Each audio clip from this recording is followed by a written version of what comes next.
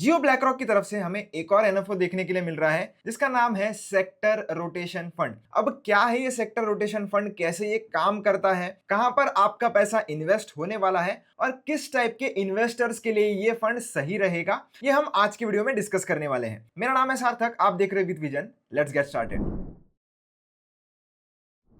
तो दोस्तों स्क्रीन पर आप देख सकते हो इस फंड का जो एनएफओ पीरियड है वो 27 जनवरी 2026 से लेकर तो 9 फरवरी 2026 तक रहने वाला है। अब ये जो फंड का वर्किंग है वो अगर हम समझे, इस फंड का वर्किंग समझने के लिए इन्होंने एक एग्जांपल दिया है कि दो तरीके की पिच क्रिकेट में होती है, एक है ड्राई पिच और एक है ग्रास पिच। अब जब पिच ड्राई होती है कैप्टन ज्यादा स्पिनर ऐड करता है और अगर ग्रास पिच होती है तो फास्ट बॉलर्स को ज्यादा प्रायोरिटी दी जाती है। तो कुछ सिमिलर वे में ही आपका ये जो सेक्टर रोटेशन फंड है वो भी काम करने वाला है। सेक्टर रोटेशन फंड भी क्या करता है, तो सेक्टर रोटेशन फंड क्या करेगा, सेम सेट ऑफ सेक्टर्स में इन्वेस्ट नहीं करेगा पूरे समय के लिए। जैसे जैसे मार्केट में अलग अलग सेक्टर्स लीड करना शुरू करेंगे आपका पैसा भी उन सेक्टर्स में लगाया जाएगा। अब आपको ये पता ही होगा कि कोई भी एसेट क्लास हर टाइम परफॉर्म नहीं करता है, हमेशा सेक्टर रोटेट होता है, एसेट क्लास रोटेट होती है। तो अगर इस साल सिल्वर अच्छा परफॉर्म कर रहा है तो जरूरी नहीं है कि अगले साल भी सिल्वर अच्छा परफॉर्म करेगा, अगले साल कोई और अच्छा परफॉर्म करेगा, उसके अगले साल कोई और एसेट क्लास अच्छा परफॉर्म करेगी। तो उसी तरीके से सेक्टर्स भी काम करते हैं, हर साल अलग अलग सेक्टर्स लीड करते हैं, तो सबका जो रिटर्न्स है वो भी अलग अलग होता है। अगर आप स्क्रीन पर देखोगे तो आपको थोड़ा आइडिया आ जाएगा कि इतने सारे सेक्टर्स है, उसमें से हर एक सेक्टर ने अलग अलग साल में अलग अलग परफॉर्मेंस दी है और कोई ना कोई ऐसा एक सेक्टर था जिसने अपने बेंचमार्क को बहुत ही ज्यादा मार्जिन से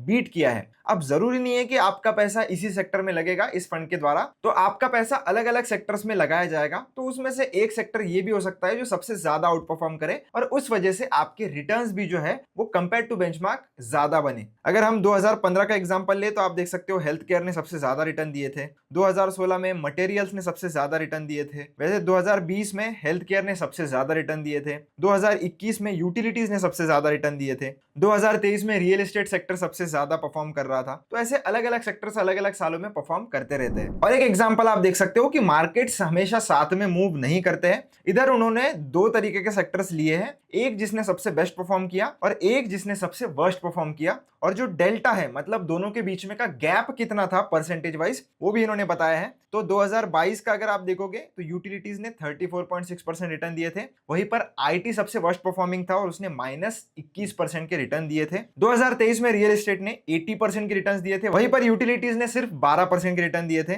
2024 में हेल्थ केयर सेक्टर ने 43.3% के रिटर्न दिए थे, वहीं पर कंज्यूमर स्टेपल्स ने 1.6% के रिटर्न दिए थे। और 2025 में एनर्जी सेक्टर ने 25% का रिटर्न दिया है, वहीं पर रियल एस्टेट ने -18.2% का रिटर्न दिया है। तो अब आप देख सकते हो कि एक ही पर्टिकुलर ईयर में एक बेस्ट परफॉर्मिंग सेक्टर भी होगा और एक वर्स्ट परफॉर्मिंग सेक्टर भी होगा। तो अगर आपको नॉलेज नहीं है कि कौन से सेक्टर में कब पैसा लगाना है तो उन टाइप ऑफ इन्वेस्टर्स के लिए ये फंड सही रहेगा, क्योंकि बहुत सारे सेक्टर्स का फंड आपको देखने के लिए मिल जाएगा, बहुत सारे थीमेटिक फंड मार्केट में अवेलेबल है, पर कौन से फंड में कब पैसा लगाना है, कब पैसा निकाल लेना है, ये रिटेल इन्वेस्टर के लिए ट्रैक करना और मार्केट को टाइम करना बहुत ही ज्यादा डिफिकल्ट है। काफी सारे लोग ये नहीं कर सकते। तो अगर आपको कोई ऐसा फंड चाहिए जो आपको सेक्टर का डाइवर्सिफिकेशन दे और ऑटोमेटिकली रीबैलेंस भी करे, तो ये फंड उन टाइप ऑफ इन्वेस्टर्स के लिए अच्छा रहेगा। इन्होंने एक और चीज बताई है कि पिछले कुछ समय से इन्वेस्टर्स अपना जो पैसा है वो थीमेटिक और एक्टिव स्ट्रेटेजीज में बहुत ज्यादा लगा रहे हैं कंपेयर टू पैसिव स्ट्रेटेजीज।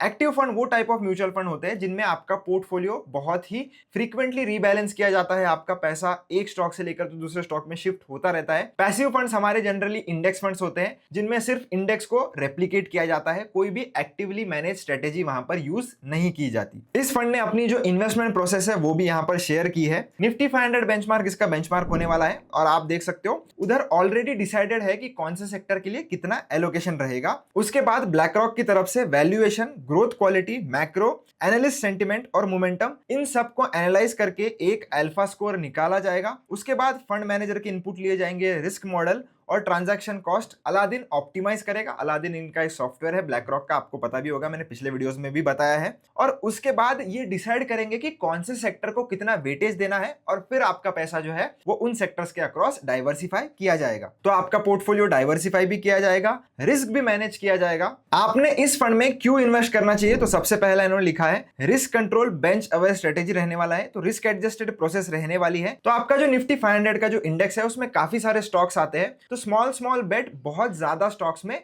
ये लोग लेने वाले हैं, जिससे रिस्क भी मैनेज हो जाएगा और अक्रॉस सेक्टर्स आपको डाइवर्सिफिकेशन भी मिल जाएगा। दूसरा, डेटा ड्रिवन इन्वेस्टमेंट इनसाइट्स मिल जाती है, मतलब क्वांटिटेटिव डेटा और एआई को यूज करके ये लोग इनसाइट्स निकालेंगे और उसकी मदद से ये लोग डिसीजन लेने वाले हैं। और आपको एक ही फंड में अक्रॉस सेक्टर्स डाइवर्सिफिकेशन भी मिल जाता है। इन्होंने बैक टेस्टिंग करके भी हमें बताया है कि अगर बैक टेस्टिंग अगर हम करें 2017 से, और अगर आप 1000 रुपीज इन्वेस्ट करते तो NSE 500 टोटल रिटर्न इंडेक्स और BSE 500 टोटल रिटर्न इंडेक्स का आप कलर देख सकते हो, और जो पर्पल लाइन आपको दिख रही है ये इस पर्टिकुलर स्ट्रेटेजी की है। तो ये स्ट्रेटेजी ने कैसे आउट परफॉर्म किया है ये भी इन्होंने बताया है। अगर इन्होंने रोलिंग रिटर्न्स भी कंसीडर किए हैं, और आप रोलिंग रिटर्न्स भी देख सकते हो, ये पर्टिकुलर स्ट्रेटेजी के अच्छे निकल कर आए हैं। रिटर्न्स का कंपैरिजन भी इन लोगों ने दिया है, और आप क्लियरली देख सकते हो कि 1 ईयर, 3 ईयर और 5 ईयर तीनों टाइम फ्रेम्स ने इसने अपने बेंचमार्क को आउट परफॉर्म किया है। तो इन्वेस्टमेंट ऑब्जेक्टिव आप देख सकते हो, the investment objective of the scheme is to generate long term capital appreciation by investing in equity and equity related instruments following sector rotation theme,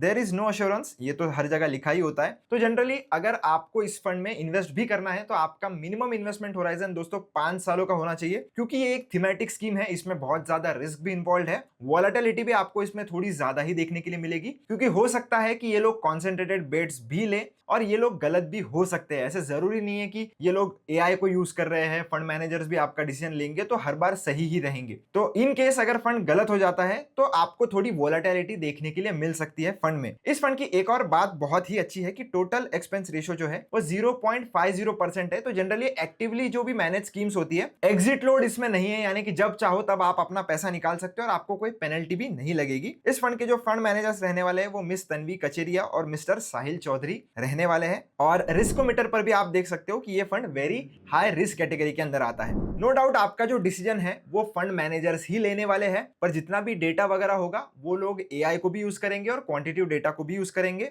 और अपना जो भी एनालिसिस होगा उसके बाद ही एक ह्यूमन ही आपका जो पैसा है वो कहां पर जाएगा ये डिसीजन लेने वाला है। तो ऐसा बिल्कुल भी नहीं है कि टोटली जो भी एआई बोलेगा वहां पर आपका पैसा लगने वाला है। तो एक्सपीरियंस फंड मैनेजर जो है वही आपका पैसा कहां पर लगाना है ये डिसाइड करेंगे। अब दोस्तों बढ़ते हैं कंक्लूजन की ओर और देखते हैं कि क्या आपको इस फंड में इन्वेस्ट करना चाहिए या नहीं। तो दोस्तों नो डाउट अगर आपको थोड़े ज्यादा रिटर्न्स बनाने हैं बेंचमार्क के कंपैरिजन में, तो आपको किसी ऐसे ही फंड में इन्वेस्ट करना चाहिए जो एक्टिवली मैनेज्ड हो। तो ये फंड एक एक्टिवली मैनेज्ड है और सेक्टर रोटेशन थोड़ी एक कॉम्प्लेक्स स्ट्रेटेजी है। तो एज ए इंडिविजुअल आप इसे सक्सेसफुली पुल ऑफ कर पाओगे, ये तो बहुत ज्यादा डिफिकल्ट है। तो अगर आपको एक ऐसा फंड चाहिए जो सेक्टर रोटेशन को प्ले करे तो ये फंड उनके लिए अच्छा हो सकता है। ऑन पेपर ये फंड बहुत ही अच्छा है, पर मैं अभी भी 1 साल के लिए रुक कर देखना चाहूंगा कि ये फंड कैसा परफॉर्म करता है, उसके बाद ही मैं इसमें इन्वेस्ट करना चाहूंगा। फिलहाल मैं इसको 6 महीने से लेकर तो 1 साल तक ऑब्जर्व करूंगा कि ये फंड कैसे अपने डिसीजन ले रहा है, और उसके बाद मुझे अगर सब सही लगता है तो इस फंड में मैं इन्वेस्टमेंट करना चाहूंगा। अगर आपको कोई भी दिक्कत है